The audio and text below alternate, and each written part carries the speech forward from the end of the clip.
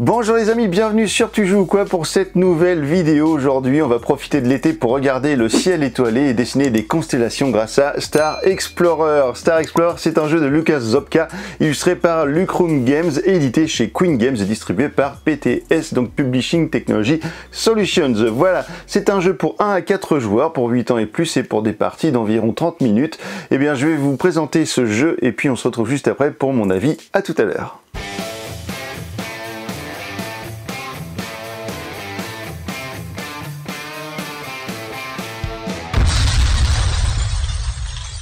Voici le matériel donc de Star Explorer. Donc chaque joueur va avoir un plateau comme celui-ci devant lui. Alors vous avez un disque comme ça qui sort et qui vient s'insérer dans le support que vous aurez préalablement monté, et vous allez faire coïncider le 1 ici avec les petites flèches qui est juste en dessous, pour que ce soit bien positionné pour votre première manche. Vous avez un jeton ici premier joueur, ici un jeton de départ, et puis chaque joueur va avoir des jetons allant de 5 à 9, sachant que vous allez devoir prendre 2 jetons numéro 7 dans votre pile. Quel est le but de ce jeu? Eh bien vous allez devoir faire 6 manches, et pendant ces 6 manches, eh bien, vous allez à chaque fois dessiner sur votre plateau ici une constellation grâce à ces jetons qui sont juste ici. Au dos de ces jetons, vous allez avoir une constellation bien connue qu'il va falloir redessiner pour essayer de scorer un maximum de points en étant le plus stratégique possible. Comment ça va se passer pour les points? Eh bien vous avez des petits symboles ici que vous allez retrouver. Donc vous savez que par exemple ici, grâce à ce jeton, chaque étoile bleue qui fera partie de votre constellation vous rapportera 2 points. Vous allez également obtenir des points par rapport à la tuile de départ, puisque vous allez avoir cette tuile qui va se connecter. Vous allez voir ça pour rapporter des points. Et puis vous allez également avoir un mélange des deux. Donc chaque couleur d'étoile va vous rapporter des points, et un mélange des deux à chaque phase, chaque manche. Lorsque vous aurez terminé toutes les manches, vous allez également scorer des points par rapport à ces 3 emplacements qui sont juste ici, à savoir le nombre d'étoiles que vous aurez utilisé qui serait autour de l'étoile polaire, qui est l'étoile qui est juste au milieu ici. Donc les 1, 2, 3, 4, 5, 6, 7, 8 étoiles qui sont autour de l'étoile polaire, eh bien vous rapporteront 1 point par étoile que vous aurez utilisé. Vous aurez également des étoiles de la bordure extérieure, donc ça ce sont pour le troisième point ici. Donc chaque étoile qui est parmi les 3 petites étoiles à chaque fois sur les bords, eh bien vous rapportera 3 points par étoile. Et puis ici, si vous arriver à tracer des lignes droites entre 2 étoiles qui coupent cette fameuse ligne médiane ici, eh bien vous allez avoir 2 points par ligne qui coupera cette ligne. Donc voilà, ce sont des points de fin de partie, mais déjà on va s'intéresser aux points de chaque manche. Le joueur qui a le jeton premier joueur, eh bien va choisir l'un des numéros parmi ceux qu'il a devant lui pour imposer ce chiffre à tout le monde. Imaginons que vous preniez le numéro 6 par exemple, eh bien tout le monde va prendre sa tuile numéro 6 devant lui, il va la retourner. Vous allez la connecter juste ici à votre tuile de départ. Je vais séparer ça pour bien pas créer de confusion. Et là, vous allez devoir redessiner votre constellation qui est représentée sur votre tuile numéro 6. Lorsque vous allez dessiner votre constellation, vous aurez des règles de pose. Vous allez pouvoir utiliser donc votre forme ici dans n'importe quel sens. C'est-à-dire que sans bouger mon jeton, j'ai le droit de dessiner ma forme comme ceci, peu importe le côté, ça fonctionne. Vous n'avez pas le droit par contre de dessiner cette forme en format miroir, donc j'ai pas le droit de l'inverser. Vous n'avez pas le droit d'utiliser des étoiles qui ne seraient pas entièrement visibles. Ça veut dire que cette étoile et celle-ci, je ne peux pas les utiliser pour dessiner mon ours mineur, ma petite ours. Et du coup, vous allez également pouvoir, si vous le souhaitez, ne pas dessiner entièrement une forme, mais à chaque fois que vous ne dessinerez pas entièrement une forme, vous allez perdre des points ici par rapport au nombre d'étoiles que vous n'aurez pas dessiné. Imaginons que je ne dessine que le carré ici de ma petite ours, ça veut dire que là je vais perdre 1 et 2 étoiles, donc je vais devoir cocher ici 1 et 1 sur mon plateau. Ça veut dire qu'en fin de partie, je vais perdre 3 points plus 3 points, donc ça fait 6 points de perdu. Donc ça, attention à ça. Vous n'avez pas le droit non plus de séparer votre constellation. Je n'ai pas le droit de dessiner un carré ici et plus loin de dessiner la petite forme en étant séparé. Ça, c'est interdit. Vous n'aurez pas le droit non plus d'utiliser des étoiles que vous auriez déjà utilisées précédemment pour une autre constellation. Et vous n'avez pas le droit non plus de traverser une ligne qui serait déjà tracée par rapport à une constellation précédente. Voilà, ça fait beaucoup de règles, mais en même temps, ça semble un petit peu logique. Donc là, je vais dessiner ma petite ours. Donc il faut savoir que chaque étoile bleue que je vais utiliser pour dessiner ma petite ours va me rapporter bien 2 points, et chaque étoile rose me rapportera également 1 point. Donc là, par exemple, je pourrais dessiner, pourquoi pas, allez, on va utiliser ici les 4 étoiles bleues, les 3 étoiles bleues, pardon, s'il y en a une blanche, et puis ensuite, je vais prendre je vais prendre ici cette étoile, et je vais aller ici, hop là, pour aller chercher l'étoile rose qui me permet de terminer ma petite ours.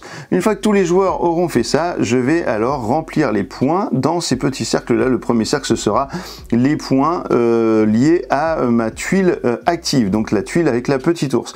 Ici, je gagne 2 points par étoile bleue, donc 2, 4, 6 points. Ça, voilà, ça fait 6 points à inscrire ici.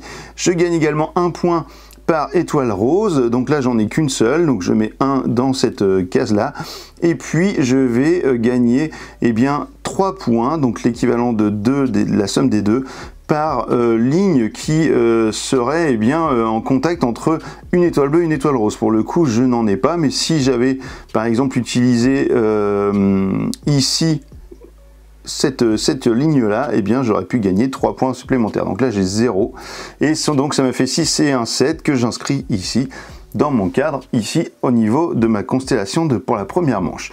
Je passe le jeton premier joueur à mon voisin, et là je vais tourner, hop là, mon disque pour mettre bien en face les 2 petites flèches pour la manche numéro 2.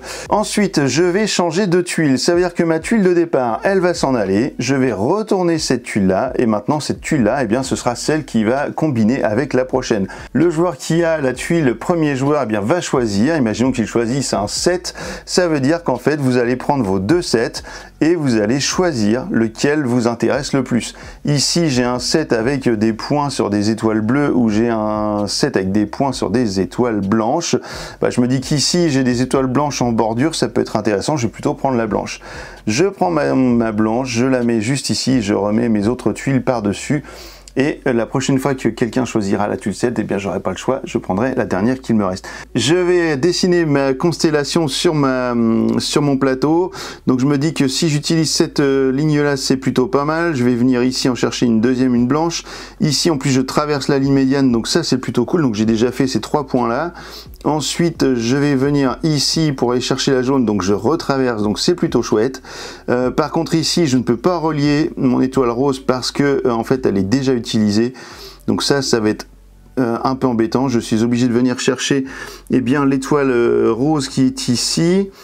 Et qu'est-ce qu'il me reste encore? Et je vais venir chercher ici l'étoile jaune. Et là, en fait, c'est un peu le drame parce que je peux pas finir mon dessin. Ça va me faire des points en moins, tout ça. Donc ça veut dire que là, en fait, j'ai réussi à faire pas mal d'étoiles. 1, 2, 3, 4, 5, 6. C'est-à-dire que là, j'en ai une que je n'ai pas réussi à faire. Donc ça va me faire 3 points en moins à la fin. Bon, voilà, vous voyez un petit peu la difficulté du jeu.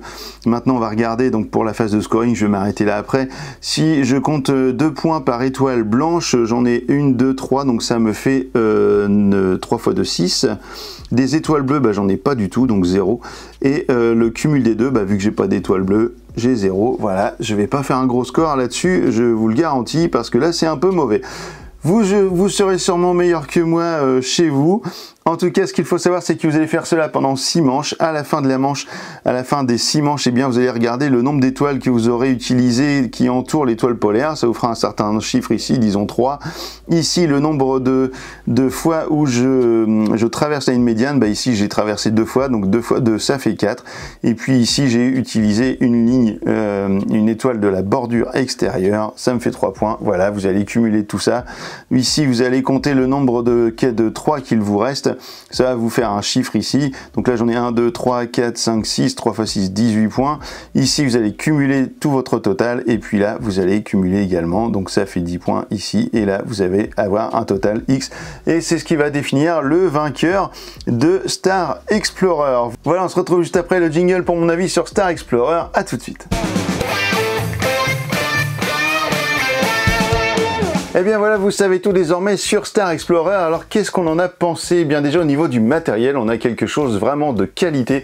Il va falloir par contre assembler un petit peu tout ça avec des plaques de petits autocollants ronds que vous allez coller à des endroits qui sont bien identifiés sur les plaques de carton. Ensuite vous allez assembler vos plaques de carton et ça va aller assez vite. Il y a un petit boulot d'assemblage mais c'est plutôt rigolo. Et une fois que tout est fini, eh bien c'est vraiment plutôt cool. Vous avez votre roue qui glisse bien à l'intérieur et ce qui est vraiment pas mal, c'est qu'on a des feutres blanc. Alors ça j'avais pas encore vu, et puis en plus ces feutres là sèchent assez vite, ce qui fait que lorsque vous allez tourner votre roue, même si vous pensiez que vous alliez tout écrabouiller, que ça allait faire des grosses traînées blanches, et bah pas du tout, ça reste bien figé sur le carton et il va falloir prendre un petit chiffon humide pour les effacer directement. Donc ça au niveau du matériel et du design du jeu, on est vraiment sur quelque chose de très qualitatif. Au niveau du livre de règles, eh bien c'est très bien fait, c'est en multilangage, donc pas de souci, et du coup il y a très peu à lire, vous allez jouer très vite à ce jeu. Au niveau du gameplay, on est vraiment sur quelque chose d'original et d'intéressant. J'ai trouvé ça vraiment cool. Lorsque vous faites votre première constellation, bah évidemment vous trouvez ça facile parce que